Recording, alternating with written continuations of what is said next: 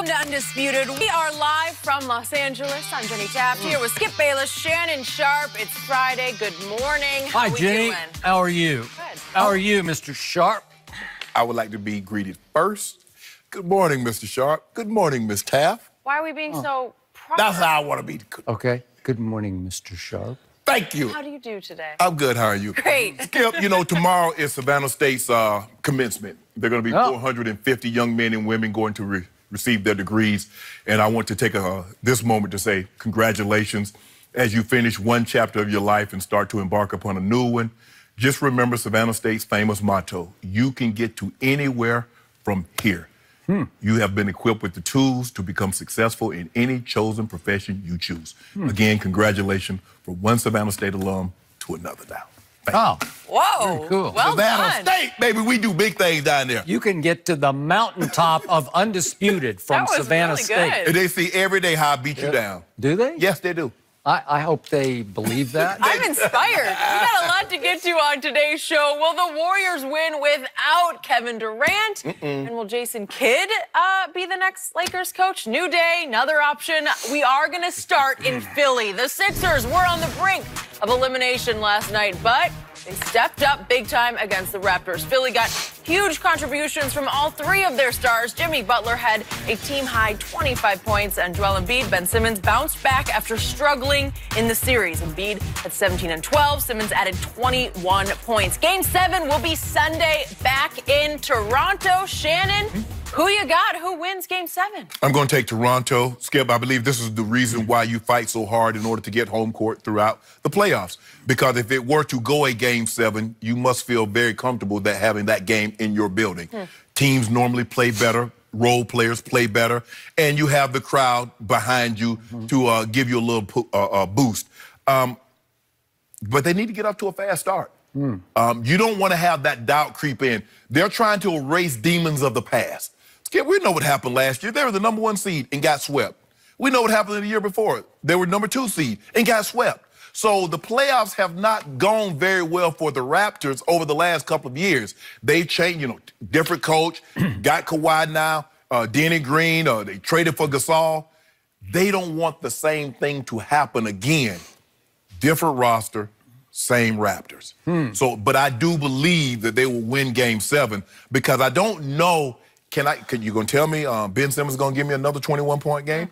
Because Jimmy Butler has been their best player throughout the series. With the exception of the first game, I believe... I don't know, Game 3? Yeah. But you see, okay... That was the Joel Embiid game. Okay, what about Game 2 when he went 30, when Jimmy Butler went 33 and 10? Right. And then Game 4, and then Game 5. He's been consistent throughout.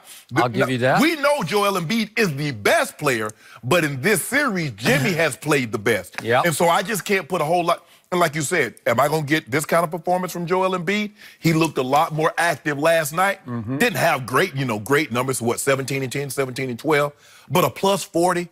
I don't know if I've ever seen that before, Skip. That's huge. Have you ever seen a plus 40?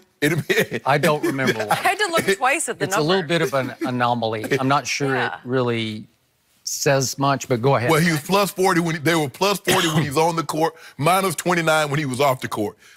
This game wasn't as close as, the final score would indicate, Skip. So, watching this game last night, I saw Philly front run a little bit. A couple of shots go in, and they started going bonkers. And Steve was telling me, because I don't listen to the sound, they had a big lead. Toronto cuts into it, and all of a sudden the fans are booing. Yeah. I believe it'll be a different situation this time around, Skip. I believe Toronto with Kawhi. And they have a lot of guys that have Game 7 experience, and I think that's going to come in. That Game 7 at Kawhi, in the NBA Finals, Danny Green's been to Game 7. Mark Gasol has been in some Game 7. So I like Toronto to win that Game 7, and move on to face the Milwaukee Bucks. So, I picked the Sixers going into the series. Excuse me, I got something in my throat. I will use that if you'll give it. Yeah. Is this from Savannah State? That's Savannah Does it have some of that Boy, stuff? you're going to be real smart, Skip. You about to get... I've actually got hairspray in my mouth. It happens. I hope it's not my fault. It might be a little bit. That's Nushin's fault. It was. Got it? Get my water Thank you. I picked the Sixers going in. I'm sticking with the Sixers in Game 7 because I'm going to say this one more time. I do not trust number 2 in the biggest situations. If this game is close into the fourth quarter, as I think it will be, number 2 will fade. We saw him fade late in Game 3, and we saw him fade in different ways in Game 4, even though in Game 4 he did hit a big shot at the end over the walking dead that was Joel Embiid after he got that switch. To me, the Raptors at heart are still the Raptors. The new DeMar DeRozan is number 2. Now it's he the North, and we'll see how he responds under huge home Game 7 pressure in his new digs. He won it out where he was often a complimentary star in San Antonio. He felt unappreciated. He felt underappreciated. Did he? Okay, well, we'll see how that goes. And I'm sticking with the Sixers because I think we saw again last night, they're just the better team.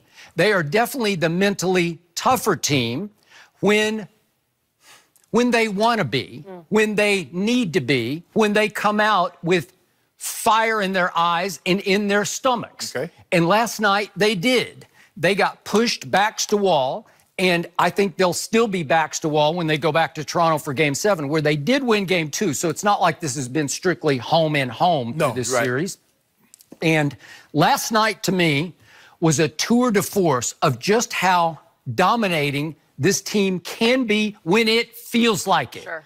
Why did it feel like it? I guess just because it got humiliated, it got shamed, it got heavily criticized over the last 48 hours, and it said, okay, watch this. Right. And when this team says, watch this team is good enough to beat the Bucks in the next round. Again, it's got to win Game 7. It is. It's good enough to beat the Bucks because it has that much star power and firepower at the top. So what did we see last night? Obviously, as you point out, Jimmy Butler is just a cold-blooded killer. Jimmy Butler will his team to crucial wins because he demands of his teammates that they raise their games to his level. And he did it again last night with 19 points in the first half.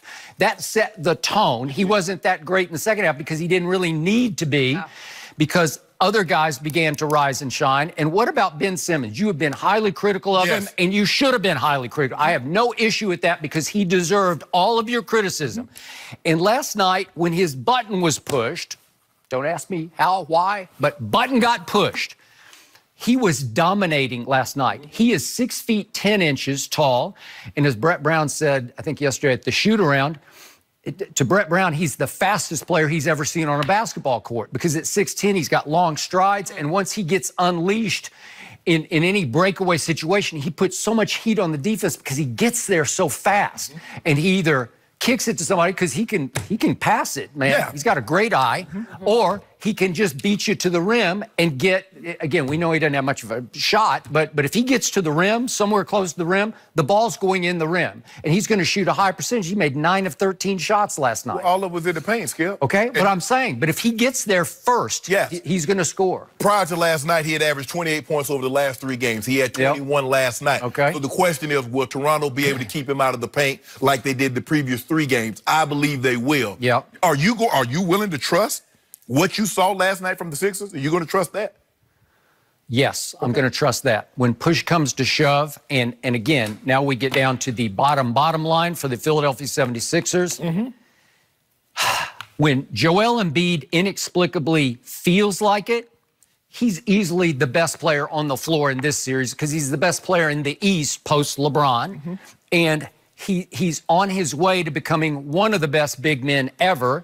And we didn't see it in the first half last night because he basically walked through the first half. And then I don't know what happened in the third quarter, but something special happened in the third quarter because he started to either recover from his many viruses that he's had, or maybe his knees just uncreaked a little bit. Maybe they started to feel a little better. Yeah. Maybe his meds kicked in. I have no idea what happened, but something happened to Joel Embiid in the third quarter because that was a tour de force just in the quarter. 10 points, 6 rebounds. And I don't know if you happen to catch this, but he blocked 2 shots late in that quarter. Yeah. But when Kawhi dunked on everybody. Okay. Can we maybe see those 2 shots? I don't know, the 2 shots that got... Did you see that? That's a body bag. Is he still alive? Did they have to? He lost the ball going up anyway. Oh, did he lose the ball going up? Get that stuff out of here. He didn't lose the ball on that. Messages sent. He made number 2 look small. He told number 2, you don't belong in this paint. I own this paint. But you remember Sunday? Yeah. When he dunked on everybody? He just dunked on nobody. Everybody. Nobody. They just watched him. Okay. Mike Scott, come on. No, Embiid got some of that too up under the rim. You know,